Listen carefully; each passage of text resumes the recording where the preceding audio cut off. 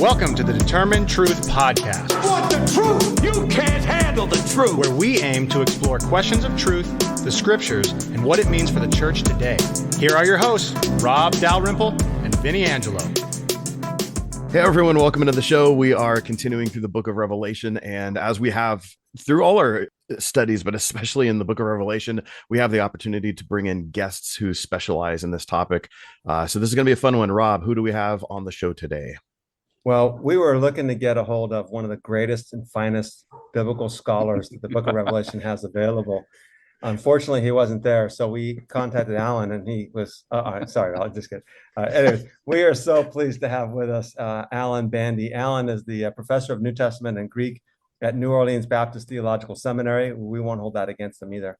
He's the Robert Hamblin Chair of New Testament Exposition, and he's formerly served as a Rowena R. Strickland Associate Professor of New Testament and Greek at Oklahoma Baptist University for 11 years. Alan is expertise in the New Testament with a specialization in the book of Revelation, of course. He has published extensively a book called The Prophetic Lawsuit in the book of Revelation in the New Testament monograph series, and that's what we're going to talk to him largely about today. He's also co-authored books on understanding prophecy, a biblical theological approach.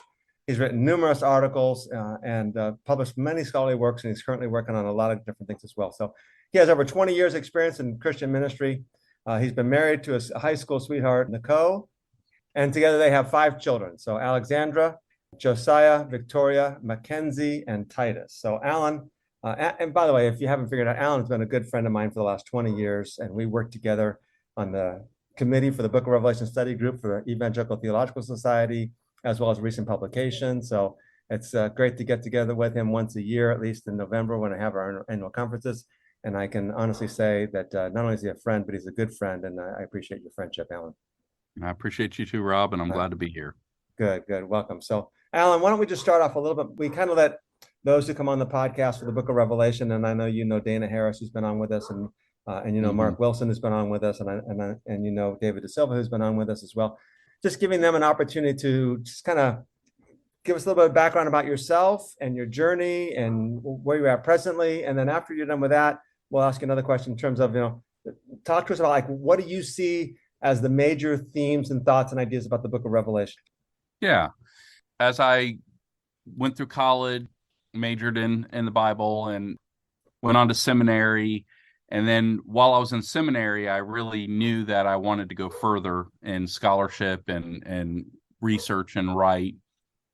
And then I went on to do my PhD, and I was always drawn to the book of Revelation. I think my background, I didn't become a Christian until I was 17. Prior to that, I was a punk rocker, into occult practices, Wicca, things like that. And I've always been drawn to the bit of the esoteric and mysterious. And I was a big sci-fi, still am, sci-fi fantasy buff. And I feel like, out of all the books of the Bible, Revelation, it doesn't get more strange and challenging than that book. So just through the process of PhD studies, I wrote a seminar paper that ended up being the basis for what I was going to do my dissertation on. Right, which is what we're here to talk to you about today. So thanks, Alan. All right, great. So Alan, kind of in a nutshell, if you were to say, if I were to give 1, 2, 3 main things in terms of what the overall message of the book of Revelation is, this is where I would start, or this is what I would want people to know. What would you say to that? Yeah, well, ultimately, I would argue that it's about Jesus. Amen. And his victory and his coming kingdom and making all things right and new. So I kind of follow in biblical theological terms, the German Endzeit as Urzeit, the end will be as the beginning. So I see new creation and God undoing the effects of the curse on humanity, death, all of the evil and wickedness that's rampant in our experiences. And so it ultimately is a revelation from him and about him. And coupled with that as a message to the churches, real live churches in the first century Asia Minor, that it's not just some grand, bizarre, visionary escapade. It's a pastoral message as prophecy. It's given for the purpose of Here's how you're to live. Here's how you're to respond. So it's a call to action for the churches, right? And I think the key call is faithful endurance and all the adversity and injustice and all the things that they might be facing, and be exclusively faithful to Christ. So it is a warning against idolatry and the other socio-cultural types of things that might divide their allegiance and attention and devotion. So it's a call to exclusive faithfulness in Christ and worship of him only. And that patient endurance is a call to, look, no matter how bad things get, he will make it right in his time. And so it's a call to encouragement. And so within that, there's other calls for the believers, but those are kind of like the nuggets that I typically land on when I'm trying to give some quick overview. It really sounds like it's emphasizing the prophetic element of the book, right? In the true sense of the Old Testament prophet and challenging the people of God to live in a certain way and remain faithful. Yeah, exactly. I mean, I view the prophets more like CNN commentators rather than sitting with a crystal ball looking far off into the future. They're addressing the people in that situation then and there. And really, the apocalyptic visionary side of it is just a subgenre of prophecy.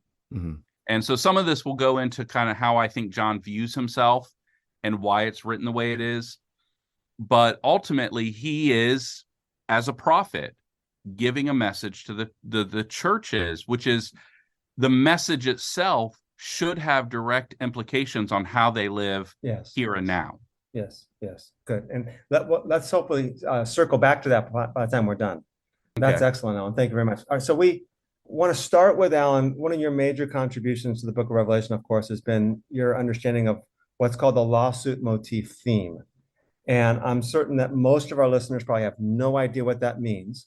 So can you begin by telling us what the lawsuit motif means, and then why it's helpful for us to recognize this theme as we read the book of Revelation and kind of how it works and how it plays out? Okay. So let me kind of back it up to something I alluded to a minute ago, and that was how John viewed himself. So John, he refers to it as a prophecy several times.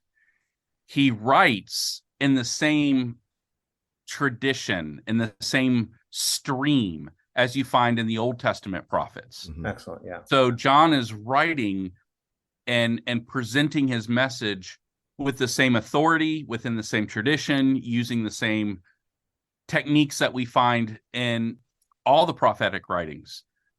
And that's why you see so many allusions to, say, Daniel, Ezekiel, Isaiah, these other writings, where it's not so much he is interpreting those books as much as he's drawing on that as part of his visionary presentation. Yes. Let me ask you a question about what you mean by, or can you give us some examples of that? Now, I know in the 7 messages, Vinnie and I talked about tade lege and how that is an introduction to a prophetic word. Right. Thus says the Lord, or something of that nature. So what are some other examples of how John is using the techniques and approach of a prophet? Good question. So if you compare it to, say, some of the other, even prophetic calls, so like in chapter 1, the opening vision of Christ and John's commission to deliver to the churches the message that he has for them, it's very similar to the types of things you see in the call of Jeremiah, where God calls Jeremiah, even gives him a vision and commissions him to proclaim. You see it in Isaiah chapter 6 with the vision of God in the temple.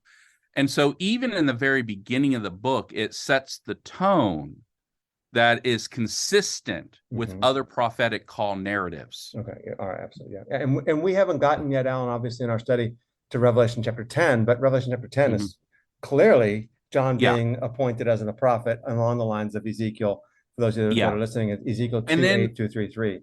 Yeah, right. And coupled within that, you do find some self-references to the prophets, in which I would argue, and really David Awney in his commentary, he has an article on John and the School of Prophets. And you see this reference to the prophets throughout. And some of those instances, he groups himself within that. In fact, depending on who this John is, which I'm comfortable saying, I think he's consistent with the apostle, but he doesn't ever call himself that. Right. He doesn't ever allude to that, but he does present himself as a prophet and one with prophetic authority. Right. And so he is addressing the churches of Asia Minor as one speaking for God. And it just happens to be through the vehicle of a more visionary, as a seer, rather than just as a thus saith the Lord type prophet. And so you think that then fits in with the lawsuit motif, because the prophets like to use the lawsuit Which goes motif? back Is that to the what you're lawsuit saying? motif. Okay, Exactly. excellent. Thank you. So within the prophetic writings, and this has been back from the late 1800s, Old Testament scholars started, as they study the text and start to identify different forms and genres and different shapes of the way they present their message. One thing that's very common is what's been dubbed the Rev pattern. It's spelled R-I-B, but that's coming from the Hebrew word Rev, which means contention. But Rev is also the word that's used for kind of like legal contentions. And so you see within the prophets the common, they're all over the place, where they present their message as a lawsuit. Okay. They call forth witnesses, they render verdicts and sentences and warnings and repent, or God will do this. And so many times what you find is God is, through the prophets, delivering a message to his people, and it's tied into the covenant. Okay. Because one of the things that you find within the ancient world is covenants were not just biblical, they were all over the place. And covenants served as the basis. When you violate the covenant stipulations, there's legal reasons to have consequences. And so if a covenant is broken, then the person who has broken the covenant, the person who is the other covenant member, has the right to essentially sue that person for violating their legal pact. And so you find this language all throughout, and you can see examples of it. The one example I like to point to, just as the way it practically worked out, was Jacob and Laban. They had this agreement and to get his wives and to work for him and all this stuff. And then when he finally left, Laban pursues him.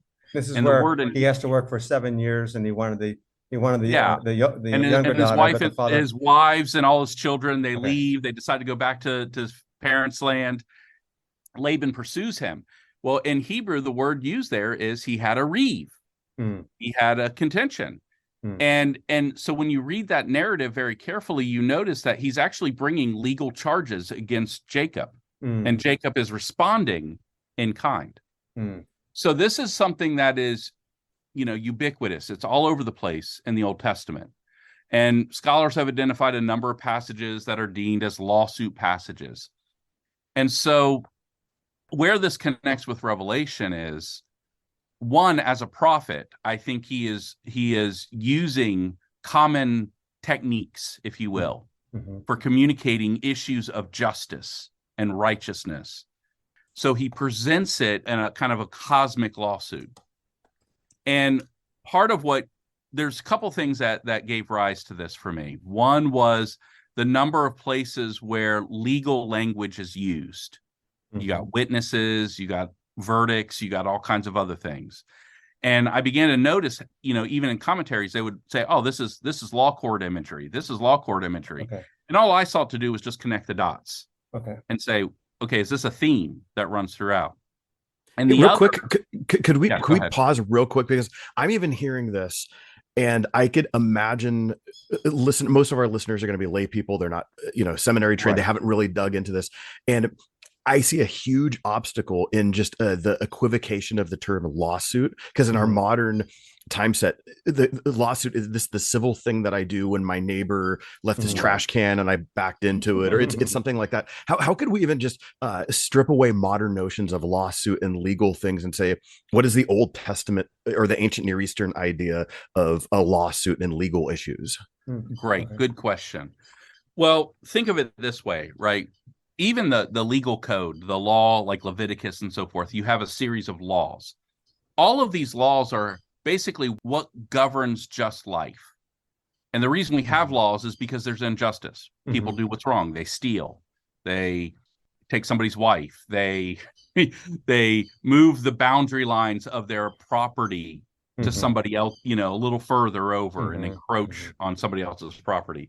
So much of the laws in the Old Testament are just geared toward how do you, when there's a problem, when there's a dispute, how do you come to resolution? And so we really do govern, not just in terms of laws of the land, but we really do govern our lives according to some sense of laws, what's right, what's wrong. And then the lawsuit becomes a means by which, when there is an infraction, when somebody feels like they've been wronged, it becomes a means by which to hear evidence, to hear the witnesses, and to adjudicate. Solomon, and this was typically the role of the kings, right? Solomon, there was two prostitutes, right? And one son dies, and she takes the other woman's child, and they fight about it. In the morning, they wake up, and she swaps babies, live one for a dead one. And she's like, "This is your son." She's like, "No, my son's alive. Your son died." So they go before the king. And what does Solomon do? He hears the case. He listens to them. And in part of that trial, he says, "Okay, well, why don't we just split the baby in half and you each get part of it?" And that wisdom then brought forth the true mother that said, "No, let him live. She can have him." Right. And Solomon said, "Well, you know how it works, right? You know the story." And so whether we think of it, you're right. It's not the same in our modern sense, right? There's not billboards on the highway, ambulance chaser type things, right?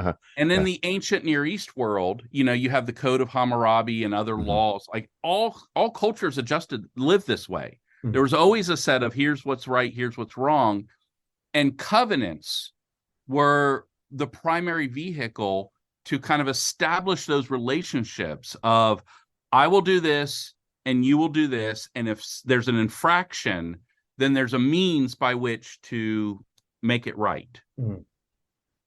So when I think of lawsuit, that's more of what I think of. I think of larger questions of justice and making sure what is right is what happens. Yeah.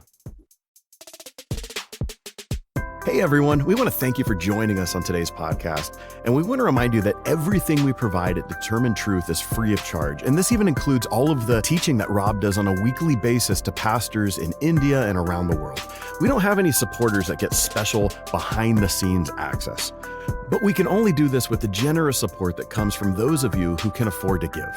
So if you would prayerfully consider supporting us with anything from $5 a month or more, we will continue to work hard to challenge the church to be the church. To give, go to determinedtruth.com and click on the Give tab, or follow the link in the show notes. So let's actually start, Alan, with some examples of this from the Old Testament then, because it sounds like this Old Testament background is essential to understanding what the book of Revelation is doing. So do you have some examples where this is found in the prophets or something along those lines, and kind of showing us how this might work and how this helps us illuminate the text itself? And then we can dive into the book of Revelation. Okay. Well, I mean, there's numerous examples, but I'll just give you kind of a short, concise one. Okay. And it's Micah 6:1-8. And it says, "Now listen to what the Lord is saying. Rise, plead your case before the mountains. Let the hills hear your complaint. Listen to the Lord's lawsuit, you mountains, and you enduring foundations of the earth.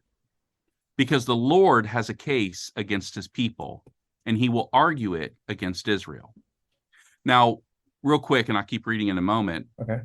The appeal to the mountains and the heavens and the earth, these are like stable, enduring testaments, right? So the appeal always goes back to these things that are constant. My people, what have I done to you? Or how have I wearied you? Testify against me. This is the Lord. Indeed, I brought you up from the land of Egypt and redeemed you from the place of slavery. I sent Moses and Aaron ahead of you. My people, remember what King Balak of Moab proposed, and what Balaam, son of Beor, answered him, and what happened from the acacia grove to Gilgal, so that you may acknowledge the Lord's righteous acts. Verse 6, what shall I bring before the Lord when I come to bow down before God on high? Should I come before him with burnt offerings and year-old calves? What would the Lord be pleased with thousands of rams and 10,000 streams of oil? Should I give my firstborn? Verse 8, mankind, he has told you, each of you, what is good and what it is the Lord requires of you, to act justly, to love faithfulness, and to walk humbly with the Lord. So as a lawsuit speech, right, God is presenting his case against Israel. He has a grievance. They have gone astray. They have broken covenant. And so he is calling them out. He's reminding them of his faithfulness and his deeds to them, his promises. So what is it that he has done that has caused them to do this? Excellent. That's amazing too, because even Micah 6:8 is going to be one of those. I mean, it's not like John 3:16 level, but that's going to be a right more there, popular, right? verse. Yeah. And it's oftentimes quoted as like a good mission statement, or like this thing we ought to strive for. But in the context of lawsuit motif, this is like, no, we actually need to take this like super seriously in terms of gleaning the heart of God and what it means to love neighbor. Yeah, exactly. And that call to act justly, right? It is a call. So the word righteous and justice are synonymous, right? In the Old Testament, especially, And we always think of righteousness in this moral righteousness of doing good deeds and telling the truth and whatnot, which is part of it, of course. But at the center is what is just. And he's calling them to live according to justice. And when you read the prophets, they're constantly saying, you're supposed to look after the widows and the orphans, not take advantage of them. There's bloodshed in the streets. What are you doing to make this right? The poor are crying out under a strain. Do what is just and make sure they get what is right for them. Right? So you see this message that runs all throughout the prophets, which I also see evident all throughout the book of Revelation. Right. And let's turn there in a second. Let me ask you a one-off question, if you don't mind.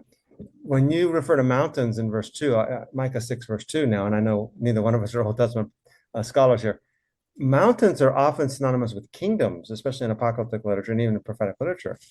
Do you see that insinuation there in the background here? Also, plead your case before the mountains, before the kings and the kingdoms, and it's possible. Okay, all right. It's possible in the sense that God's people were to be his witnesses to the nations. They were to represent who he is and his ways to the pagan, unbelieving nations, and yet they failed to do so by adopting their ways instead. Exactly, and that's what I'm thinking. Exactly, and it very well could be that. Therein, I would probably say genre is going to be my main key. If it was a visionary type message, like what you'd find in Ezekiel or Daniel, I would say, that it could represent something other than what it says. Oh, interesting. I would use prophetic genre more liberally when it comes to things like that. I think the prophetic genre, that's okay. Well, no. I mean, because clearly it's all kind of metaphorical and figurative. Right. Yeah, exactly. Yeah. So that's why I say it's not a stretch to say that it could be nation. Exactly. Yeah. Okay. Very good. But I just don't think in that particular text it's evoking the idea of nations. Okay. So let's tie this now into the book of Revelation. So how does this play out in the overall scheme of the book of Revelation and various passages, wherever you want to take us? Great. Well, I can tease out where I see it, but before, I kind of think one of the things that drove a lot of my own work on it was trying to figure out what the situation for the believers in Asia Minor at the time of Revelation's composition, what's happening there. So I did a lot of research on Roman jurisprudence, how they conducted law. Okay. And even with the question of persecution and whatnot, because it's generally like the older view was, well, there's clearly major persecution of the church, and that's why it's writing it. There was persecution, but not all persecution is in the sense of mob violence. And while we think the Roman world was kind of the Wild West, they actually were very had laws, a very orderly society. Mm-hmm. And so part of the order of society was appeasing all the gods and goddesses, because every aspect of life was religious. Right. And if you upset the gods, it could mean a breakdown in society. Right. Right. You see this in Acts with Paul. There's several times where it's called the whole city in an uproar. Right. Well, no, it's because the silversmiths were losing money. Right. Exactly. Yeah. Yeah. So I think in the backdrop, what I think's happening is Christians had no legal rights as a group. Under Caesar Augustus, actually going back to Julius Caesar, they recognized the Jewish people as an ancient ancestral religion, and they were able to legally worship and practice their religion without having to accommodate to the other gods. Christians didn't have that. So I think there's twofold. I think that there's a more of a split between the synagogue and the believers, in which I think early Christians were operating under where most people just saw them as a sect of Judaism. And so I think some of the antagonism from the Jewish community was, no, they're not us. They're something else. In other words, it's so in the letter to Smyrna, and he says, I know the slander of those who call themselves Jews, right? That word slander is blasphemeo, where we get our word blasphemy. But once again, just doing the language research, that was the typical term for somebody who was bringing an accusation in a court of law against somebody else. Okay. So slander, I don't think, was mocking and making fun of and name calling. Slander, I think, was denunciation. So in the Roman law court, if you had a grievance against somebody, you took them to the local magistrate, usually the proconsul, but there could be others, and you denounce them. That's the word from the Latin. The Greek would be blasphemy, right? The slander. You're bringing an accusation against them. So I think what the early Christians in Asia Minor were largely facing was twofold antagonism. One, their lack of participation in not just the imperial cult, but the local trade guilds and the worship of those patron deities over those guilds, as well as from the Jewish community that was trying to distance themselves and single them out and say, no, they're something else, and they shouldn't exist, and getting them in trouble. And so Christians were feeling, I think, the weight of injustice, that they had no legal standing, but they were doing what they believed was right and worshiping Christ and Christ alone. Hey, I'm curious, real quick, when it comes to the concept of blaspheme, because oftentimes, if you read D.A. Carson's book on exegetical fallacies, and they'll talk about like root word fallacies and that sort of thing. Would it be appropriate to still say that, because we always use blasphemy in a theological context now, right? We would never apply it to something civic, especially in America, because there's such a separation between church and state. When we're looking at this, would we say, even though someone might bring a fellow citizen to the law court because of something that might be happening with one of the trade guilds, it's still blasphemy in the sense because person A could be accused of doing something that is upsetting commerce, and it's because maybe they didn't appease the gods in some kind of way. So there's still that theological connection. Is that kind of where that word is? It could be used? So based on my research in early Christianity and persecution, they were often persecuted and executed as seen as a threat to the well-ordered nature of society, ideally, mainly in the sense of atheism, not worshiping the gods, not giving proper tribute. that by refusing to do that, even if they didn't commit a crime, in Roman law, that was a crime. Right. Not giving civic honors. It was treason, right? It was treason. Yeah, treason. Yeah. Yeah, because every aspect of their life was governed by religion. By the gods, yeah. And so anybody who was a threat to the well-ordering, right? Their crops could fail. There could be economic disasters if the gods get angry, because when you read mythology, these gods got angry and did all kinds of crazy stuff. And so appeasing them and doing what is right. So they're seen as a threat to society just by virtue of their faith and lack of faith in the gods of the day. But by what they do and by what they don't do, right? Yeah. But the fact that they're worshiping another god, and the fact that they're not worshiping the gods of Rome. Yeah. Right. And the Jews, and what you're saying again, just to reiterate, and we've discussed this a few times on previous podcasts, is the Jews were protected from that by Roman law. But as long as the Christians remained under the umbrella of Judaism, it's okay. But we know that at least in Smyrna and Philadelphia, if not more so, and other churches, the synagogues were saying, no, they are, and pointing the fingers at them, right? Those aren't true Jews. And now those Christians in particular, if not others, are being hung out to dry in a legal context. Yeah. Okay. So good example would be in the book of Acts when Paul's in Corinth. Yeah. Okay. He has a dispute with some of the synagogue leaders, and they take him before Gallio, the Roman proconsul, and say, he's advocating things that are contrary to our law. Right. And Gallio's like, I don't care. Right. What do I care about your religious disputes? Get out of my courtroom. Right. And so you see an example of that happening, at least in the ministry of Paul, where the means to stop it is legal. I mean, same thing with the crucifixion of Jesus. Why did they take Jesus to Pilate? Because they lacked the authority legally to have somebody executed. So they could practice their law, but Rome still had overarching law.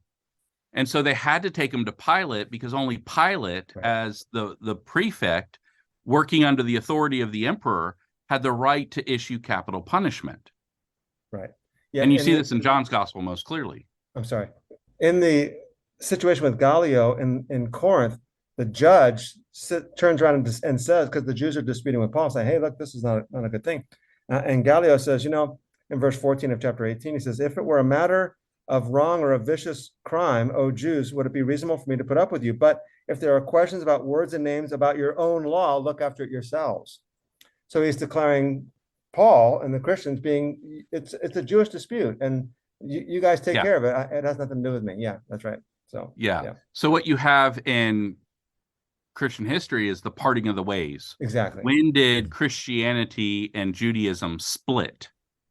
Formally, And I think that split was happening in the first century, but it really comes to head early second century. Yeah. We hope you're enjoying the podcast, and we want to remind you that everything we do at Determined Truth, the podcast, Rob's blog, and our YouTube channel, is available on the Determined Truth app. Directions on how to download the app is available in the show notes and on the determinedtruth.com website. Just click on the app tab.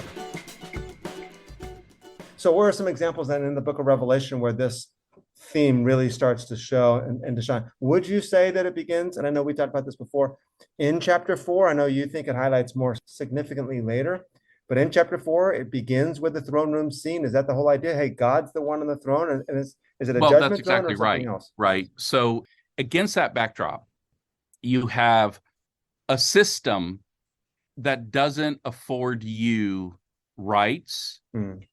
You lack justice, and they're at the mercy of earthly judges, ultimately under the Caesar, the emperor, who is pagan, unbelieving, idolatrous, and it doesn't seem right.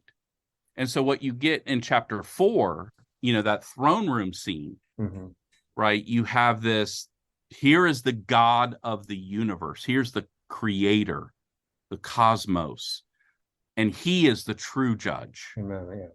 So true to apocalyptic genre, the dualism that's inherent. What I mean by dualism is there's above and below. And so the contrasting is the below is our current world, our situation, which is temporal. It's our lived experience. Above is the heavenly. And in that, the above is the real reality. It's what's true, even if it's unseen. And so by that opening vision of God sitting on his throne as the sovereign of the cosmos, you have this introduction of here's the true judge. Here's the true emperor. So despite what's ever happening below, and despite the reality of the experiences that we have and the injustices and the hardships and the persecutions, there's a true judge who will render just verdicts and make it right. So yeah, I see it in chapter 4. I see it in the letters. And we can come back to this later. Mm-hmm. But if you don't mind, I think the situation that kind of speaks to the believers and even this whole theme is in Revelation chapter 6, verse 9 through 11. So this is the fifth seal. And it says in verse 9, when he opened the fifth seal, I saw under the altar the souls of those who had been slaughtered because of the word of God and the testimony they had given. Once again, testimony there is legal terminology. Okay. And they cried out with a loud voice, Lord, the one who is holy and true, how long until you judge those who live on the earth? And this is the CSB, and it says, avenge our blood. Mm-hmm. And they were given a white robe, and they were told to rest a little while longer until the number to be completed of their fellow servants, their brothers and sisters, were going to be killed just as they had been. And it was G.B. Caird's commentary that really kind of sparked this to life for me, because he argues that this isn't a call for personal vengeance, but public justice. Right. These people, whoever they are, probably future to John's time, are killed for nothing less than being faithful to God and faithful to the testimony of Christ. Mm-hmm. And so now they're going before the judge of the universe, and they're pleading their case. I refer to them as the star witnesses. Mm. And they're asking God, when will you make this right? Mm. When?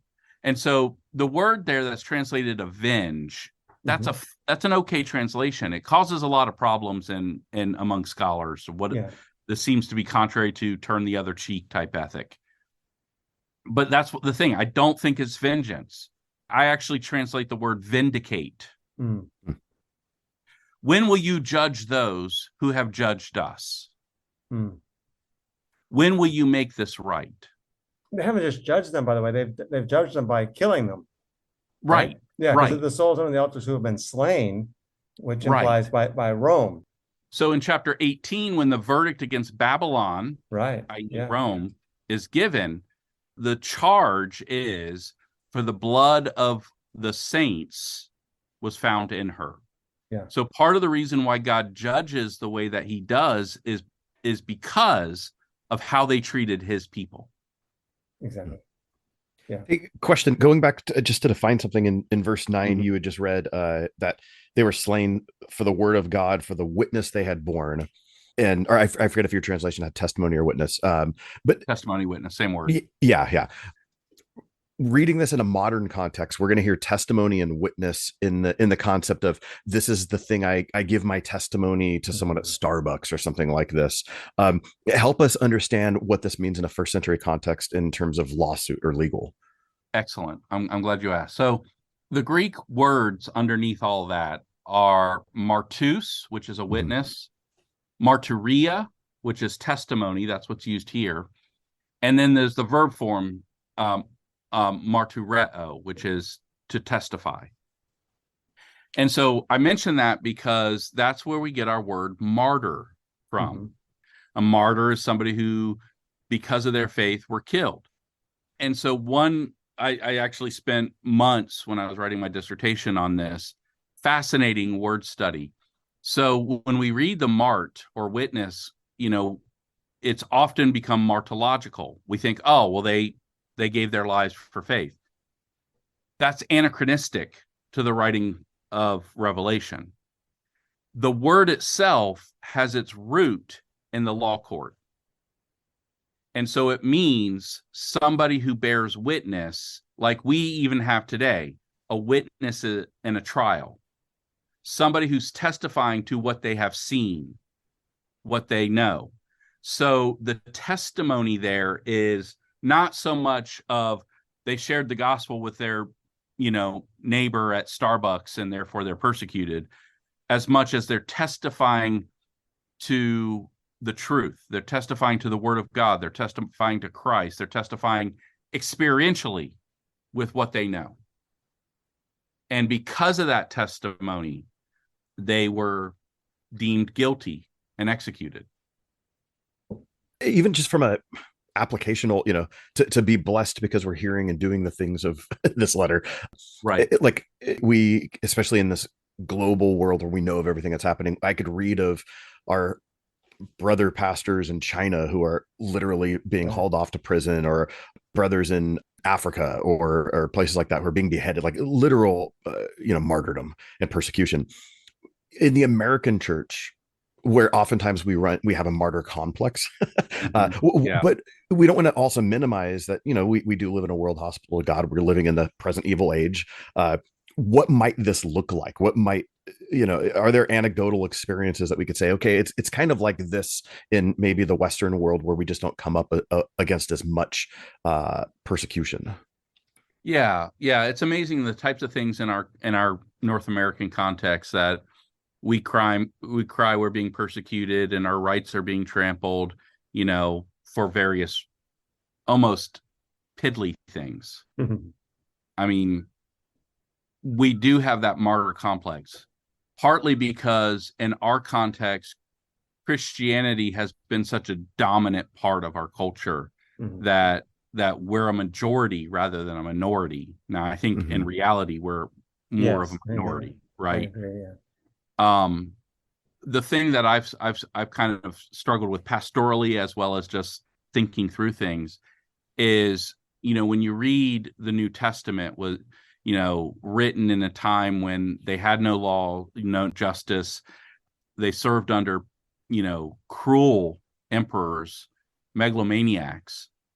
And yet Peter writes, obey the emperor, keep the laws, do what is right. Paul makes the same case, right? Obey your earthly authorities. And so what fascinates me about that is the fact that he's not telling them to obey the good authorities, but keep the laws, live a good life. Don't do anything knowingly illegal, right? Let your light so shine. So they were called to a life in which they were to give evidence of who Christ is by the way they acted and interacted with one another, and their faithfulness and their compassion and kindness, not their ability to protest and shout the loudest against the travesties that they're facing. And I think about that in our context because it's the exact opposite. We have a government that allows us to have a voice in things. But sometimes I think in doing so, we lose the connection of what it means to live a Christ-like life in our communities and show Jesus, not just with what we say, but how we act and interact with each other and other people. Yeah, with love, because I think what we see in the Western context so much is that it's telling them where they're wrong, and that's how I'm a witness, and telling them that they're wrong, and God's going to judge them, and they're going to hell, and condemning them because they are wrong, and not coming alongside them and caring for them with compassion and justice and mercy and grace. Have you read, by the way, the book Patient Ferment? No, I haven't. I think it's called The Patient Ferment of the Early Church. Vinnie, you've read it? No. Oh, you have. We've talked about it before. I'm pretty sure we have. Yeah. It's a phenomenal work, and Alan, you'll love it because it's extremely well written from a historian's perspective. It looks at this, I believe it looks at the 2nd and 3rd century with original sources. All the footnotes are original sources. And his question is, how did this Christianity even survive, let alone thrive, when they're preaching about a Jewish Messiah in Jerusalem who was crucified by the Romans? I mean, that's not going to appeal to the Jews. It's not going to appeal to the Romans. Who's this going to appeal to? I mean, how do they survive? They weren't about getting money. They weren't about getting immorality. And his answer is because they practiced the Christian virtue of patience. And what he argues is he says, these sources tell us that they knew you Christians went into that home on Wednesday morning for some kind of study or whatever it was. And then we saw you guys out in the marketplace later on that afternoon, or we saw you in the workplace, and you're all different. What are you guys doing in that house at 5 a.m. on a Wednesday morning that makes you so different, that makes you love that widow, take care of that orphan, take care of that woman, take care of that person in need? And the author's argument is that Christians grew because people were attracted to them because they practiced the Christian virtue of patience, which he describes as this love and surrender and sacrificial love for the sake of the other. That's fascinating. Yeah, I'd like to read that. It makes sense, because until you get power, how do you even survive? So yeah. Well, so let me give you an example that I'm familiar with. So one of my heart passions is work with the refugees. And in 2020, the year COVID broke out, I was actually in a refugee camp in Greece on the island of Lesbos at Moria. And 10,000 refugees, many from Afghanistan, Iran, Syria, and then even from African countries. So it's kind of the gateway into the European Union, right? So you got to go to these camps, and then you get processed, and maybe you can get approved. And they flee, and you hear these heartbreaking stories. I still follow the reports pretty much on a weekly basis. There are still refugees showing up, and they travel overland. They go through Turkey. They pay everything they have to human smugglers to put them on a boat, and many of them end up drowning. It's awful. Okay. And then post that, I've been once again to a number of countries where there's refugees there, a lot of these refugees. And here's the thing: refugees are displaced people. They don't leave their countries because everything's rosy. Yeah, exactly. Because they're seeking a better life for their family. Many of them under threat of death. Right. Okay. And then they're crowded into basically a very large outdoor prison. Right. And I still think about the conditions there. And that camp actually burned down a year later. And they relocated it to another part of the island that used to be where the military tested bombs. So it's radioactive ground. I mean, so you're talking about people who are displaced and nobody wants them. They're treated as less than people. They're viewed as a scourge. And on it goes, right? The truth of the matter is many of these refugees are becoming believers. And the reason is because everybody hates them, nobody wants them, and the only people showing them kindness are Christians. Amen. Awesome. That's phenomenal. Excellent. And I've heard testimony after testimony how Christians just showed them love, welcomed them, fed them, didn't treat them like animals. And that was a testimony to the gospel. And so I think sometimes we think so much of our witness is a matter of the words we say. Right. But it's words coupled with Christ-like actions, and not flipping over the tables. But I'm talking, the lepers, the widows, the least of these. Well, that's a mic drop right there, Vinnie. We're done. We're good, huh? Yeah, exactly. Yes. Yeah. See you next week. Yeah. Thank you. Oh, that's awesome. So, Alan, one of the things I do, and I haven't shared this with you before, but when I start a study of the book of Revelation, whether it's a class or Bible study or whatever, is I love going to Psalm 96 and Psalm 98. And in both the two Psalms, they begin with, and I think Vinnie and I have done this already a couple of times, the listeners might be hearing this for the second or third time. They start with, sing to the Lord a new song, Psalm 96, verse 1. Sing to the Lord, all the earth. Sing to the Lord and bless his name. And the whole Psalm, verse 7, ascribe to the Lord, all families of the earth. Ascribe to the Lord glory and strength. It's this celebration, and they're singing Lord glory. And then at the end, you're like, well, why are they so happy? Why are they ascribing glory to the Lord? And verse 13 says, because before the Lord, for he is coming. He's coming to judge the earth. He'll judge the world in righteousness and the peoples in his faithfulness. And I think if you start realizing the fact that most of the people in the Roman world, or most of the Israelites throughout their history, they were the oppressed. And what they longed for is the day when God brought justice, because that became the day of their vindication. Yes. So would you put this lawsuit motif in the book of Revelation in that kind of a context also then? So these martyrs under the altar are crying out for justice, not for vengeance, but for ultimate justice and vindication, because the oppressed are getting getting vindicated. Yeah. And I think that's really the true call to the Christian virtue, right? Yes. I'm not to take vengeance against somebody who wronged me. I'm to entrust it to God and let God deal with them. I'm to love them and be kind to them. Right. Pray for them. Right. And so that question, and the reason why we've kind of gone off on this thinking, well, what does this have to do with Revelation? All of this has to do with Revelation. Yeah. Because this is the context that they're living in. They're appealing to God, and Christ comes as the deliverer. Well, within this is where I see it as a theme, a motif, that when you look at the judgments, even the series of sevens, right, the seals and the trumpets and the bowls, what you see is it's apocryphal writing, but it's the wisdom of Solomon. And it says that God judges them incrementally so that they would repent. And so what you find here are these incremental judgments. And in doing so, it's gathering evidence. And you have a couple of places where that evidence is on display, that he brings judgment, and instead of repenting, they curse him and blaspheme. They do not repent. They do not let go of their wickedness. So what you have is kind of this trial in which the evidence is being gathered through these series of judgments, however we want to understand those. Yeah. Right. And that the verdict then, when it comes, is he is just because he has done what is right. Yeah, exactly. Yeah. Revelation 11:18. He's not capricious. He's not arbitrary. He's not just pouring out wrath. Right. That there's actually there's care that's brought into that.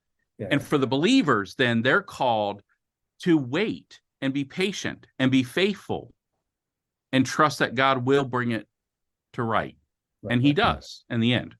Revelation 11:18, at the end of the seventh trumpet, he says he's going to destroy those who destroy the earth.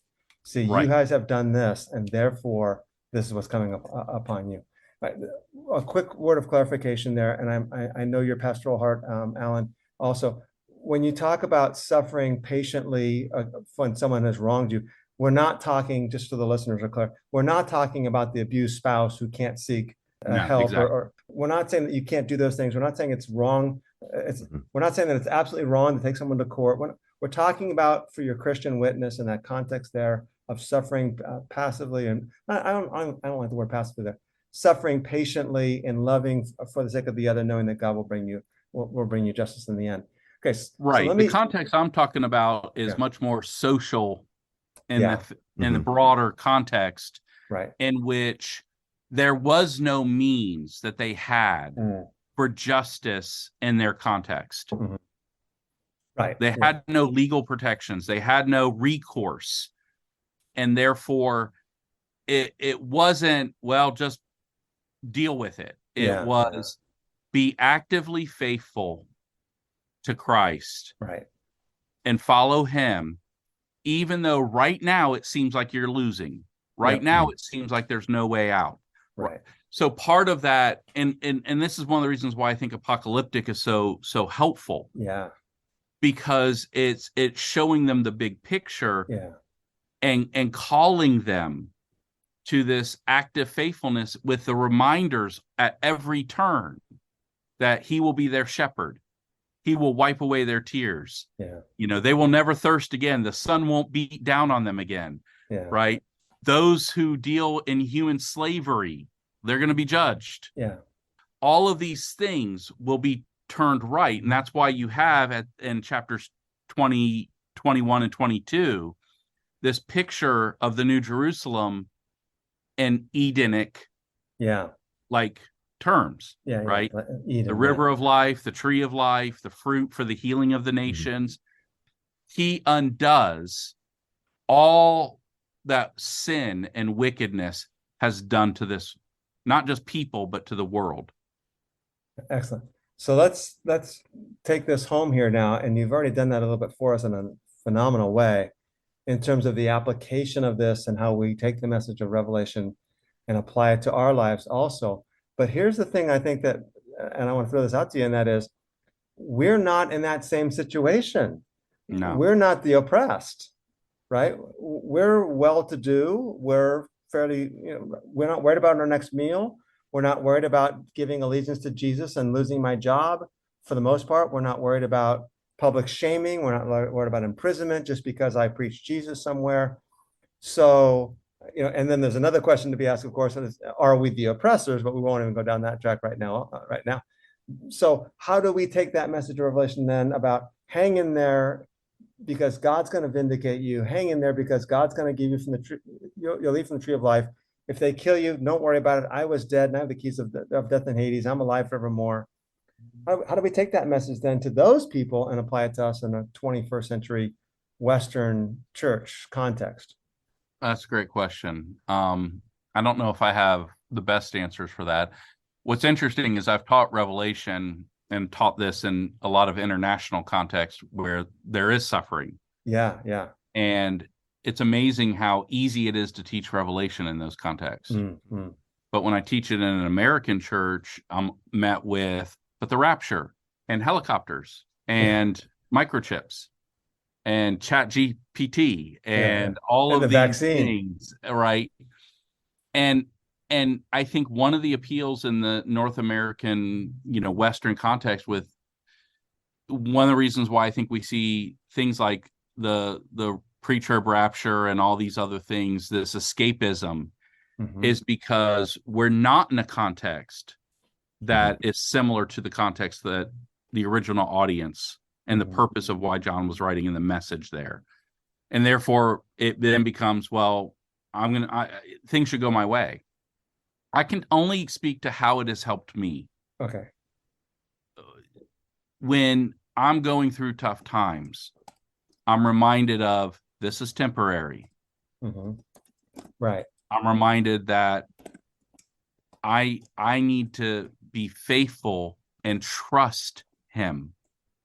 So when I look at global events, when I look at local events, when I hear shootings and other things, right, it's awful. And I think to myself, how long, O Lord?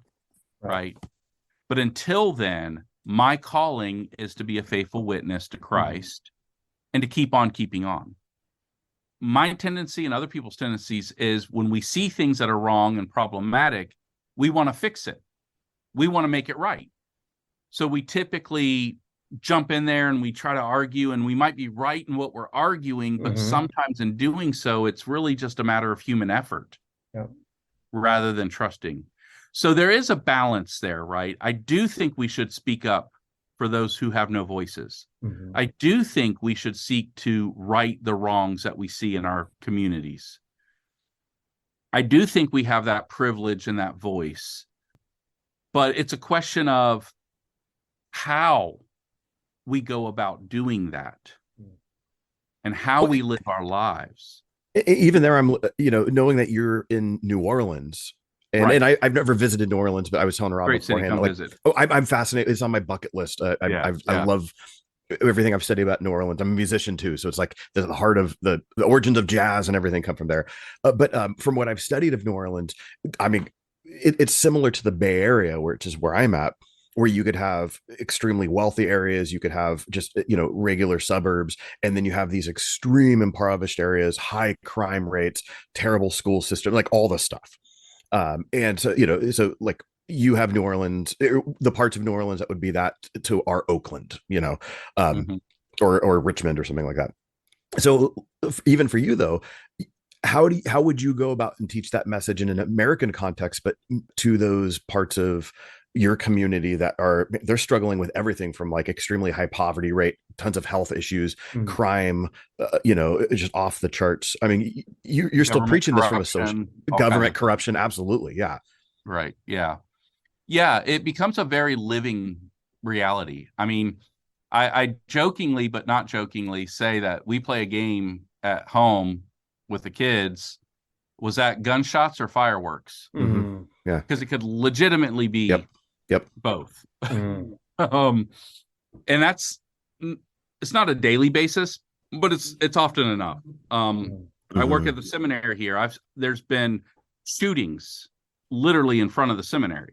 Because the part of town we're in is part of that, That's not the Old Testament professor not getting along with the New Testament professor. Right. Yeah. The theology and the hermeneutics department's having trouble. But I see it even on a national level, and how when it comes to election cycles and how we get so caught up in this political rhetoric, and how as Christians we want a godly king, and that's what we push for. We have our platforms, and the problem is, a godly king's still going to be a fallen king. And for me, I want to find my hope not in any earthly institution, any earthly situation. I want what's right. I want justice. But at the same time, I also live with the reality that we live in a fallen, broken world. And I can either get angry about how fallen and broken it is, or I can follow Christ's example and love my neighbor and share the love of Christ and help people walk through those difficult times. So, the problem is difficult times are difficult times, right? The book of Revelation doesn't deal with everything, but what it does do is it frames the fact that Christians feeling the injustice, perhaps getting discouraged, perhaps wanting to compromise with the world around them, perhaps wondering, is following Christ worth it? They're reminded of a picture of the glorious King of Kings and Lord of Lords, who will answer their prayer, who will set things right, and God will hold accountable all the people who have done what is wicked. Right. And that hope is so invigorating, because when I look around me, I get discouraged very quickly. But when I look up, I'm reminded, and I think that's what Revelation does, reminds us that this around us is a shadow. It's temporary. It's not permanent. The day is coming. Gosh, that's so good, man. Alan, it's so exciting having you on today. This is fantastic. Oh, thank you. I feel like I needed to talk about Revelation more, but maybe you have me back and we can actually look at a text. Yeah, we'll do that. We'll do that again. Also, maybe we'll do Revelation 17 and 18. And Hey, is there anything that we should plug for you? Do you have social media or any publications or anything out that folks might want to check out? Yeah, great question. So I've kind of fallen off the social media wagon. I used to blog. I used to be involved with things, and every now and then I'm invited to do podcasts. My most recent book is a book by Baker on the illustrated guide to the life and ministry of Paul. And it's written for just average Christians, right? It's not a highly academic work, even though it's, I spent a lot of time researching it. And then I have some other smaller things coming out, but that's probably the one that I would if I could put anything in someone's hands, it's not Revelation. I kind of took a detour away from Revelation, decided to look at the rest of the New Testament. There is something else besides? Oh, all right. But that book has been well received. I get emails on a regular basis, so I'd probably promote that. Oh, nice. All right. I'll put that in the show notes. Yeah. Yeah. Well, thanks for hanging out. I appreciate you more, the fact that you've known Rob 20 years and you still associate with him. So that says something about patience right there. Right? Yeah. Well, hey, I love having a good dialogue partner. I think we sharpen each other. He's helped my thinking on some things. And probably not sports related, because he's tainted very much there. Yeah. Well, I could care less about sports, so that's never an issue. But we had him on anyways. It's been good. I'm honored to be a part of this, and would love to, see how God just blesses and uses this ministry you have. Great. Thank you so much. Appreciate it. Hey, I'll see you in San Antonio in a few months and we'll get some pizza. Yes, for sure. With Jace. With Jace. Yeah. Right. We'll let him pay. All right. Thanks, Alan. Nice. Thanks, Alan. And I hope everyone appreciates this. Share this episode. This is a really good one. Share all the episodes, but hope everyone's enjoying this, and we will catch you guys next week. I want to thank you for joining us on today's podcast, and we would love for you to share the work of Determined Truth with others. Please follow this podcast and give a review on iTunes, Spotify, or wherever you get your podcasts. Your review will go a long way towards helping others find this podcast. Then share it with others so that we can get the word of the gospel of the kingdom to more people.